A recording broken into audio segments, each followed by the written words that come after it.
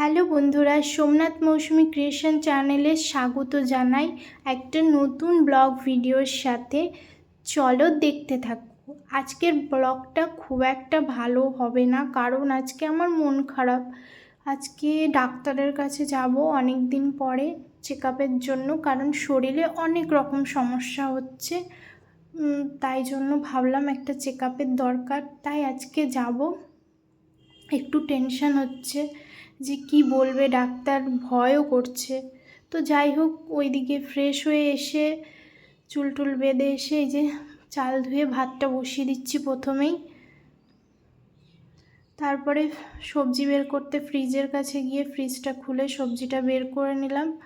আর বাবা বাজারে গেছিল সকালে আর কি, শশা তুলেছিল, আমাদের মাঠে চাষ হয়েছে শশা, সেই শশা তুলেছিল, তাই আজকে বাবা বাজারে গেছিলো। তাই কিছু সবজি এনেছে, সেগুলো নিয়ে আর ফ্রিজ থেকে কিছু সবজি বের করে রান্নাঘরে আসলাম। এবার চাটা বসিয়ে দেবো, যেহেতু গ্যাসে ডাল আর একপাশে ভাত বসানো, তো দুটো গ্যাসই আটকা, তা এখন চাটা করতে হবে, তাই জন্য আমি ইন্ডাকশানে বসিয়ে দিচ্ছি।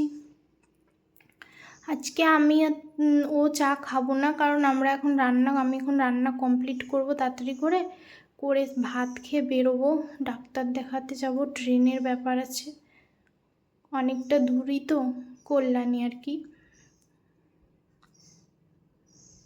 তারপরে এই যে বেগুনগুলো গোল গোল করে কেটে নিলাম। আমার এরকম কালো বেগুন আর গোল গোল করে কেটে নিলে খুব ভালো লাগে ভাজা খেতে, তো এইভাবে বেগুনগুলো কেটে নিলাম ভাজা করার জন্য।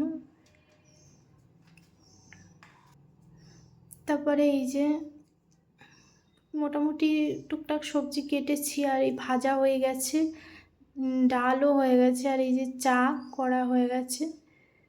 তারপরে এই যে ঘরে এসেছি, রান্না হয়ে গেছে, আমি মানে অর্ধেক করেছি, ভাজাভুজি আর ডাল। তো এই দিয়ে আমরা এখন খেয়ে বেরোবো। আর আমি দেখো রেডি হয়ে গেছি, খাওয়া হয়ে গেছে আমাদের দুজনারই। ও একটু বাইরে গেল। তারপরে এই দেখো ও গাড়ি নিয়ে বাইরে দাঁড়িয়ে আছে, আমি আসলাম, এবার বেরোবো দুজন মিলে স্টেশনে। আমরা আজকে আড়ংঘাটা দিয়ে যাব, আমরা অন্য সময় বিন্নগর দিয়ে যাই, কিন্তু আজকে আড়ংঘাটা দিয়ে যাব। তো এই যে রাস্তায় বেরিয়ে পড়েছি।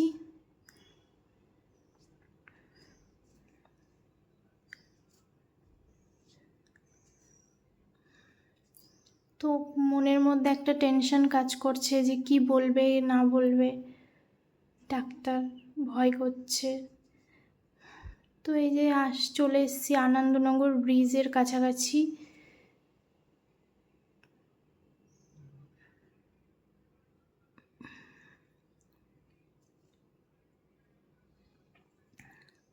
এই দেখো আনন্দনগর ব্রিজ, এর নিচ দিয়ে চুন্নি নদী বয়ে গেছে। খুব ভাল লাগে এখানটা এসে দাঁড়াতে, আর এই জায়গাটার ভিউটাও খুব সুন্দর। আর এইটা হলো লোকনাথ মন্দির। চলো, এই যে এইটা হলো লোকনাথ মন্দির, এখানটাও খুব সুন্দর লাগে আসলে, জায়গাটা খুব খুব সুন্দর। আর এই দেখো আমরা স্টেশনের কাছাকাছি চলে এসেছি।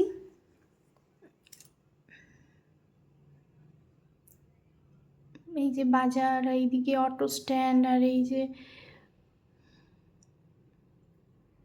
স্টেশন। এবার আমরা ওই পাশে যাব, কারণ টিকিট কাউন্টারটা ওই পারে। তো এই যে ও টিকিট কাটতে গেল, ওর টিকিট কাটাই আছে, ও যেহেতু রোজই যাওয়া আসা করে সেজন্য ওর টিকিট কাটবে না, শুধু আমার একটা টিকিট কাটবে। আমাদের টিকিট কাটা হয়ে গেছে। এই যে ও আবার বাইক ঘুরিয়ে, ও যেই গ্যারেজটায় রাখে এই যে ভেতরের দিকে একটু, সেই গ্যারেজটায় আর কি আসলাম। তারপরে এই যে স্টেশনের একদম শেষ মাথা আর কি, সেখানেই আর কি গ্যারেজটা, ওইখানেই গাড়ি রেখে ওর সুবিধা হয়, তাই এখানে গাড়ি রেখে স্টেশনটা আমি পার হচ্ছি, কারণ 2 নম্বর স্টেশনের ট্রেন আসবে। আর এই যে আমরা এখন স্টেশনের উপর দিয়ে হেঁটে হেঁটে যাচ্ছি, আর এই যে ও আগিয়ে যাচ্ছে। এটা আড়ংঘাটা স্টেশন। এই যে ট্রেনও চলে এসছে। যত মনে হচ্ছে আগিয়ে যাচ্ছি তত মনের মধ্যে ভয় কাজ করছে। এ দেখো ট্রেনে কি ভিড়, তাও বসার জায়গা পেয়েছি 2টো স্টেশন পরে। এই ভিউটাও খুব সুন্দর লাগছিল। তো ফাইনালি কল্যাণী স্টেশন পৌঁছে গেছি। এবার হলো ওভারব্রিজ পার করার পালা।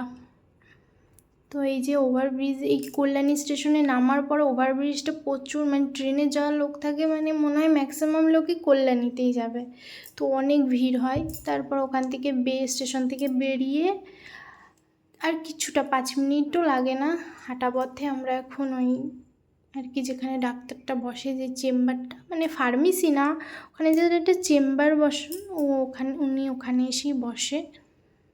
এই যে আমরা চলে আসলাম এখানে, অনেকেই ওয়েট করছে আমাদের মতো, ওরা আগে আগে এসছে, আমাদের ঠিকই টাইমে এসে, কোনো ডক্টর আসেনি।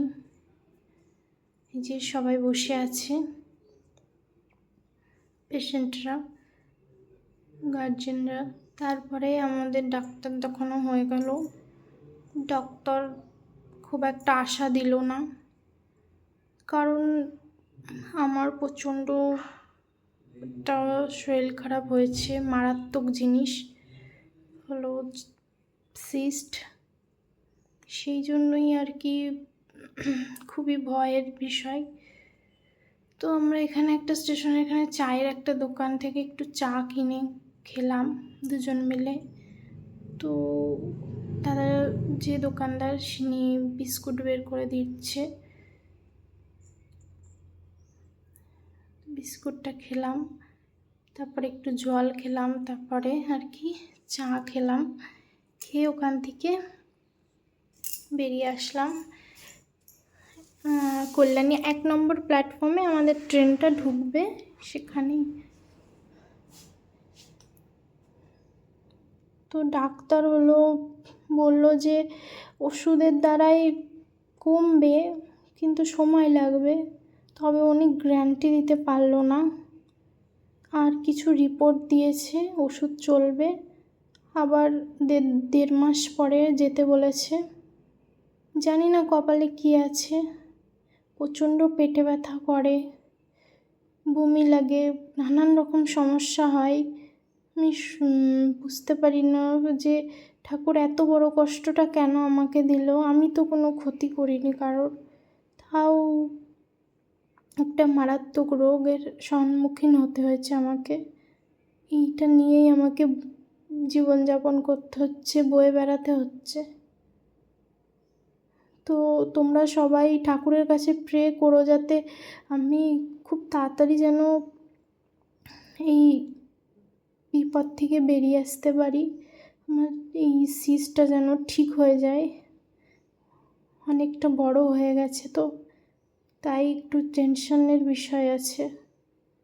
আজ তোমাদের বলেই দিলাম আমার কি হয়েছে। তোমরা একটু প্রে করো ঠাকুরের কাছে যেন আমি তাড়াতাড়ি সুস্থ হয়ে যাই। তারপরে ওকে বললাম একটা বাদাম কেনো, ট্রেনে উঠে বসে আছি, তো ভালো লাগছিল না, তাই বাদাম খেলাম। খেয়ে যে আরামঘাটা স্টেশনে আবার নেমে পড়লাম, ও গাড়ি গ্যারেজ থেকে বের করতে গেল। তারপরে আমরা বাড়ির উদ্দেশ্যে রওনা হলাম। তো আজকে তোমাদের তো আমি সব কিছু খোলাখুলি বলেই দিলাম, আমার সিস্ট হয়েছে।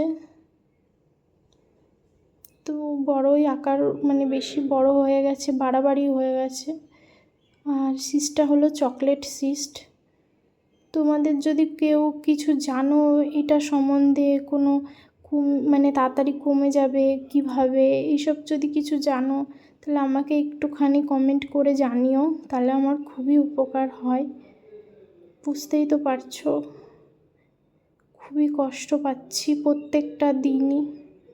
তো তারপরে একটু রেস্ট নিয়ে, ফ্রেশ হয়ে রেস্ট নিয়ে বিকেল হয়ে গেছে, এখন 6:30 বাজে। এখন আমি ভাবলাম একটু স্যান্ডউইচ বানিয়ে নিই সবার জন্য, তাই সেটাই বানাতে রান্নাঘরে এসেছি। স্যান্ডউইচ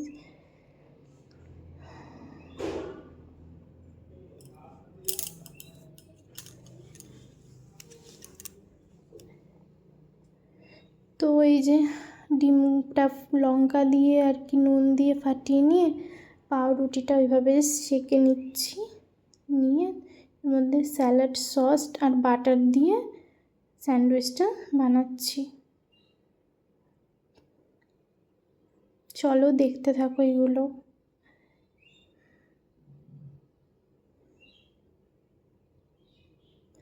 তো এই যে বানিয়ে তোমাদের দাদাভাই একবার একটা কাজে বেরোবে, তাই জন্য ওকে বললাম তুমি তাহলে খেয়ে যাও। তো ও বললো যে জাস্ট ওয়াও হয়েছে, খুব টেস্টি হয়েছে, ভালো হয়েছে। তারপরে হলো এই যে বাকি স্যান্ডউইচগুলো বানিয়ে আর কি সবাইকে দিলাম, সবার খাওয়া হয়ে গেছে।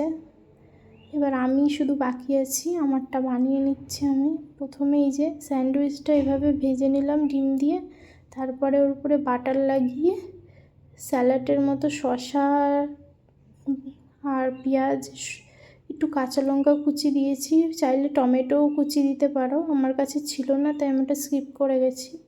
তো এইভাবেই আর কি আমি স্যান্ডউইচটা তৈরি করেছি। তো সবাই খেয়ে আজকে প্রশংসা করেছে। তারপরে এই যে সবাইকে দিয়ে এসে আমারটা নিয়ে আমি বসে পড়েছি।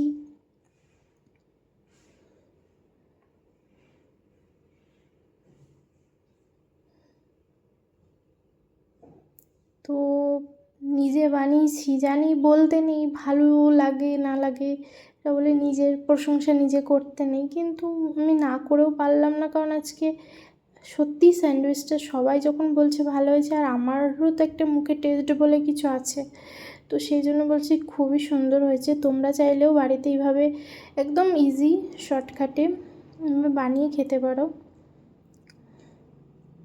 তো তারপরে খাওয়ার পরে যে কটা বাসন হয়েছিল সেগুলো আমি মেজে নিলাম, কারণ একসাথে অনেক বাসন বেরিয়ে গেলে না কষ্ট হয়, তখন শরীরটা তো ভালো না। আমি যতটা পারি যেন তো কাজ আগিয়ে রাখি, কারণ কখন শরীরটা খারাপ হয়ে যাবে আর কাজ করতে পারবো না, অসুবিধা হবে, তাই জন্য যতটা পারি আগিয়ে রাখি। আর এই রান্নাঘরটা চালু করে সুবিধাই হয়েছে, আগে খুব কষ্ট হতো, তাই জন্য ও খুব চটজলদি আর কি চেষ্টা করলো রান্নাঘরটা রেডি করার, এবার সেই জন্য আমার খুব সুবিধা হয়েছে। ও সবসময় আমার জন্য চেষ্টা করে যাতে আমার কোনো কষ্ট না হয় সেইগুলো দেখার। সত্যি অনেক ভাগ্য করে আমি আমার বরটাকে পেয়েছি জীবনে। তারপরে এই যে বাসন টাসন ধোয়া কমপ্লিট, এবার আমার যা আটাটা মাখিয়ে নিচ্ছে, তারপরে রুটি করব আমরা এখন দুজন মিলে। আর চা করা হয়ে গেছে, আমি চা খাইনি। আর এই যে ও বেলে দিচ্ছে মেখে টেকে, আর আমি একটু ভেজে নিচ্ছি রুটিগুলো। তারপর মাঝখানে তোমার দাদাভাই এসেছিলো, এসে বলছে ফুচকা খাবে, তো আমি বললাম যে আমার না গাটা গোলাচ্ছে, তো বলছে যে কিছু হবে না, চলো মুখটা চেঞ্জ হয়ে গেলে যদি ভালো হয়। তো ঠিক আছে, ওর কথা শুনে ফুচকা খেতে গেলাম। তারপরে এই যে মা, দিদি, আমি, ও সবাই মিলে আর কি ফুচকা খেয়ে নিচ্ছি। ফুচকাগুলো খুব টেস্টি ছিল, তবে আমার শরীরটা ভালো লাগছিলো না বলে আমি বেশি খেতে পারিনি। তারপরে আবার রুটি মুটি কমপ্লিট করা এসে রান্নাঘরটা পরিষ্কার করে নিচ্ছি, যেহেতু দেখো আটার গুঁড়ো টুড়ো তো পড়বেই না, সেই জন্যই নোংরা নোংরা লাগে। আর আমি সব সময় যেটাই করি না কেন তারপর আবার রান্নাঘরটা পরিষ্কার করে নিই। আমি আগেও ওই রান্নাঘরটাও যখন রুটি মুটি যাই হোক রান্নাবান্না করতাম, সব সময় পরিষ্কার রেখে দিতাম, পরিষ্কার করে রাখতাম। তো এটা তো আরও বেশি করে করতে হবে না। তো বাদবাকি বাসন ছিল কিছু, সেই বাসনগুলো মেজে নিচ্ছি। ওই কিছু রুটি বাসন ছিল, রুটি করা হয়েছে, চার বাসন ছিল, সেগুলোই আর কি মেজে নেব। আর এই নুড়ি দুটো একটু ধুয়ে নিচ্ছি, তারপরে মাজা বাসনগুলো একটু ধুয়ে নেব।